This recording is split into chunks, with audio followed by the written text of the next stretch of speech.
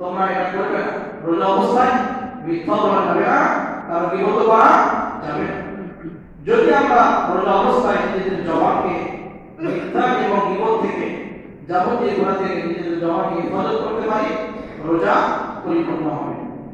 2 নম্বর শর্ত, চোখের হেফাজত করা, দৃষ্টিশক্তির হেফাজত করা। এই চোখ দিয়ে যা মন চায় তাই দেখতে পাবেন না। এই চোখ দিয়েছেন আল্লাহ তাআলা ভালো ভালো জিনিস দেখার জন্য। আল্লাহ এবং আল্লাহর রাসূল যেটাকে দেখা বৈধ করে দিয়েছেন সেটাকে দেখার জন্য।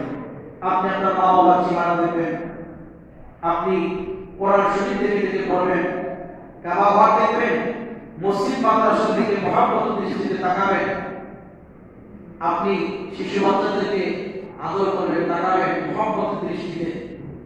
আপনি রাস্তায় যখন চলবেন আপনার দৃষ্টি নিচের দিকে থাকবে।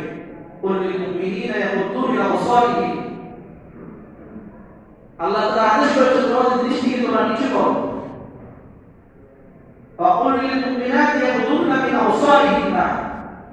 নারী পুরুষ উভয়কে আল্লাহ তাআলা বলেছেন তোমরা তোমাদের দৃষ্টিকে নিচু করে দাও।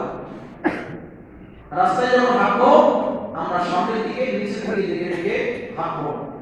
বেগানা মহিলা যাতে করে সামনে না পড়ে যায়, যদি পড়ে যায় পুরো উলঙ্গ মহিলা এমন পোশাক পরেছে, এমন পাতলা পোশাক পরেছে সমস্ত অঙ্গগুলোকে দেখা যায়, এমন টাইট পোশাক পরেছে যে টাইটের কারণে তার অঙ্গগুলোকে বোঝা যায়। এটাকে কাপড় পরিধানকৃত মহিলা মানুষ বলা যাবে না, বরং উলঙ্গ মহিলা বলতে হয় শরীয়তের হাদিসের আলোকে। এরকম মহিলা যদি হঠাৎ দৃষ্টিতে পড়ে যায় তাহলে সাথে সাথে দৃষ্টিকে নিচের দিকে নামিয়ে নিয়ে আসতে হবে, নিচু করে দিতে হবে, চোখের হেফাজত করতে হবে। যদি দৃষ্টি শক্তির হেফাজত হয় রোজার পূর্ণাঙ্গ সহি হবে। আপনি মোবাইলে ফেসবুক অথবা ইউটিউব চালাচ্ছেন, একটা উলঙ্গ ছবি চলে আসলো, মাসালা কি? মাসালা হচ্ছে সাথে সাথে সেটাকে উপরের দিকে আপনি টেনে দিয়ে দিবেন। একবার দেখবেন, দ্বিতীয়বার দেখার কোনো সুযোগ নেই।